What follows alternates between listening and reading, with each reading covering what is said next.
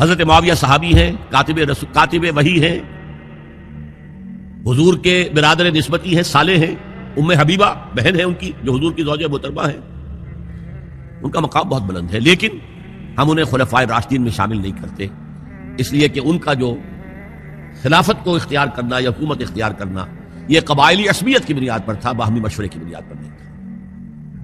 لیکن 20 سال تک ان کا دور حکومت ہے اور کوئی خونریزی نہیں، کوئی غارت گری نہیں، کوئی اختلاف نہیں، کوئی بغاوت نہیں، کوئی جھگڑا نہیں، مدبر اس درجے کے تھے۔ اب آئیے آخری سٹیج آئی، حضرت معاویہ کو مشورہ دیا گیا، مغیرہ ابن شعبہ ایک بزرگ صحابی تھے، کہ دیکھیے جناب امیر، مسلمانوں میں اختلاف ہوا، 4.5 سال 5 سال خانہ جنگی رہی،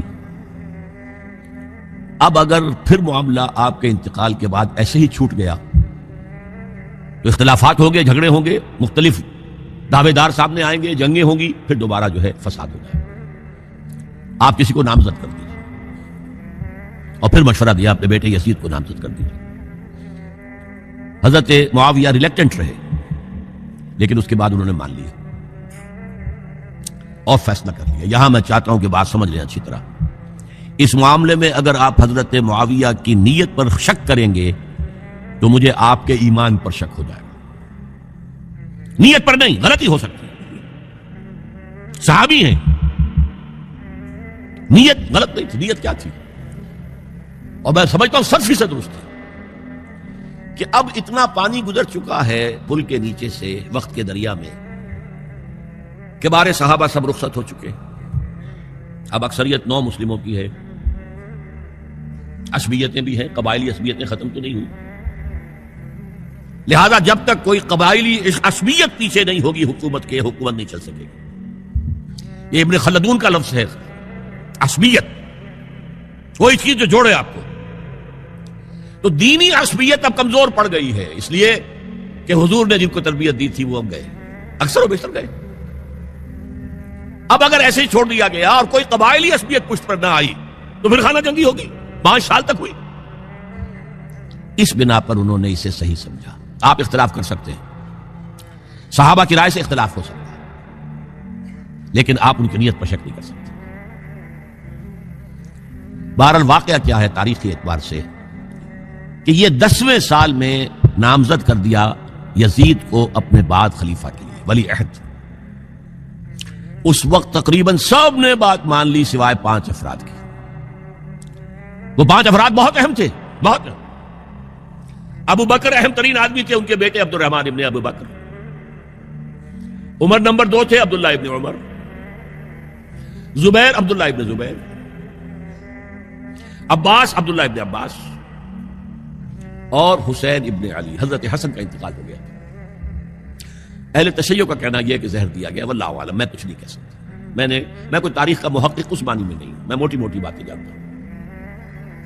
بہرحال انتقال ہو گیا تھا، 5 آدمیوں نے نہیں مانا، لیکن دیکھیے یہ تھی تدبر کی بات حضرت امیر معاویہ کی۔ کوئی دباؤ نہیں ڈالا، کوئی جبر نہیں کیا، کوئی کسی کو نقصان نہیں پہنچایا کہ نہیں مان رہے تو یہ کر دیں، نہیں۔ دیکھیں گے جب وقت آئے گا۔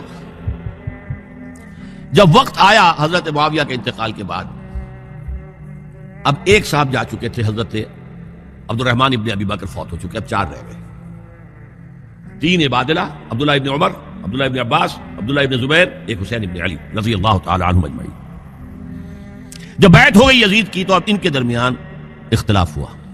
یہ بات اچھی طرح سمجھ لیجئے، تاریخی حقائق، موٹے حقائق کو چھوڑ کر باریکیوں میں جب پڑھتے ہیں تو معاملہ غلط ہو جاتا ہے۔ موٹے حقائق کو سمجھیں، جیسے کہتے ہیں میکرو اکنامکس اور مائکرو اکنامکس، میکرو ہسٹری جو ہے، 2 ایک طرف ہو گئے، 2 ایک طرف ہو گئے۔ عبداللہ ابن عباس کی رائے ہوئی کہ اگرچہ یہ غلط کام ہوا ہے، یہ قیصر و کسریٰ کی سنت پر عمل ہو رہا ہے، لیکن یہ ایسی بڑی بات نہیں ہے کہ خونریزی شروع کر دی جائے اور امن و امان ختم ہو جائے۔ یہی بات عبداللہ ابن عمر کی ہو گئی، یہ 2 تو یکجا ہو گئے۔ مصلحت کہہ لیں جو بھی سمجھے، لیکن نیت پر حملہ نہیں کر سکیں گے آپ۔ دیانتاً انہوں نے یہ سمجھا کہ اب جب کہ ہو گیا معاملہ تو ٹھیک ہے. حرام مطلق تو کہیں نہیں لکھا ہوا قرآن کے اندر کہ بیٹا نہیں ہو سکتا, کہیں نہیں لکھا ہوا. بہرحال ان دو کی رائے یہ ہوئی کہ اگرچہ کام غلط ہے لیکن اتنا غلط نہیں ہے کہ اس کو چیلنج کیا جائے اور اس سے جو ہے خانہ جنگی شروع ہو جائے اور فساد شروع ہو جائے. دو کی رائے یہ ہوئی کہ نہیں, we have to challenge it come what may. Abdullah ابن زبیر, حسین ابن علی رضی اللہ تعالی عنہما یا عنہم, تو یہ دو علیحدہ. ان دو میں اب اختلاف ہوا. عبداللہ ابن زبیر کی رائے یہ تھی کہ یہی مقیم رہو مکے میں, حجاز میں, مکے اور مدینے میں, یہاں سے ریزسٹنس موومنٹ ہم شروع کریں گے,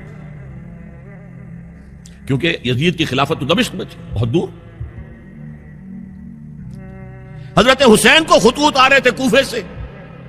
کوفہ حضرت علی کا صدر مقام رہا تھا, اور جن سبائیوں نے فتنہ پیدا کیا تھا حضرت عثمان کے خلاف وہ بھی وہیں آباد تھے. انہوں نے خطوط کا تاطا باندھ دیا, آپ آئیے ہم آپ سے بیعت کریں گے اور کھڑے ہوں گے اور مقابلہ کریں گے اور اس یزید کی حکومت ختم کریں گے. ڈاک کے تھیلے بھرے ہوئے. حضرت حسین نے فیصلہ کیا کوفے جانے کا, بہت روکا. عبداللہ ابن عباس بہت ان سے بزرگ تھے عمر میں, اور ویسے بھی ایک اعتبار سے نانا تھے, ایک اعتبار سے پردادا تھے. حضرت عبداللہ ابن عباس حضور کے چچا داد بھائی تھے, تو نانا ہو گئے کہ نہیں, حضور نانا تھے کہ نہیں. اور حضور کے چچا تھے حضرت عباس, ان کے بیٹے ہیں. اس اعتبار سے حضرت علی رضی اللہ تعالیٰ عنہ کے کیا ہو گئے چچا. بہرحال میں کچھ گڑبڑ کر رہا ہوں اس وقت. وہ دوڑتے جا رہے تھے کہ حسین خدا کے لیے مت جاؤ, خدا کے لیے مت جاؤ, یہ کوفی تمہارا ساتھ نہیں دیں گے. الکوفی لا یوفی, کوفی وفا نہیں کرتا وعدہ, اور خدا کے لیے اگر جانا ہے اپنے گھر والوں کو یہاں چھوڑ جاؤ.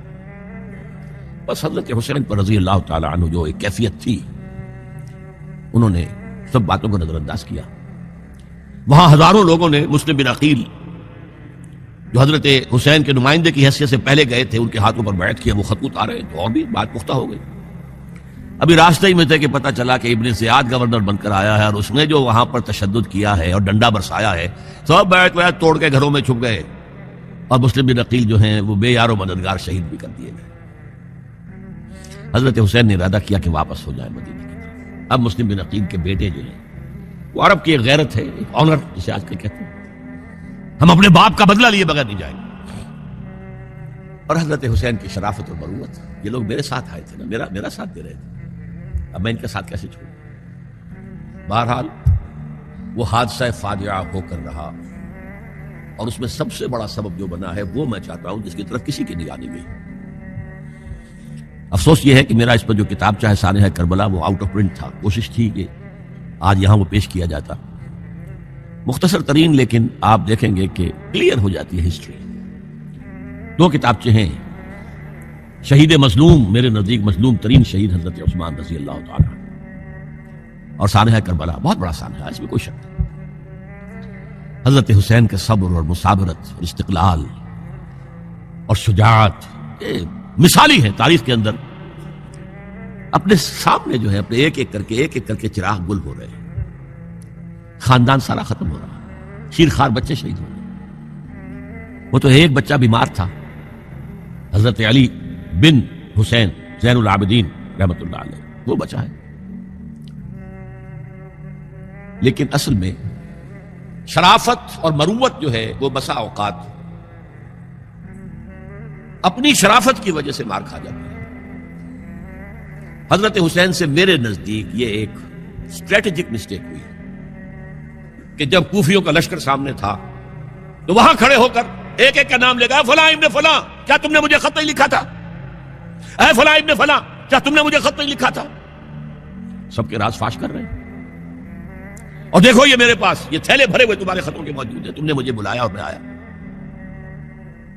یہ بات تھی جس کی بنا پر اب ان کے لیے کوئی چارہ نہیں تھا کہ انہیں شہید کر دیں, ورنہ تو یہ ہمارا بھانڈا پھوڑ دیں گے جا کر یزید کے پاس, تو ہماری کھالیں کھنچ جائیں گی. یہی وجہ ہے کہ حضرت حسین نے 3 آفرز کی. مجھے واپس مدینے جانے دو, نہیں.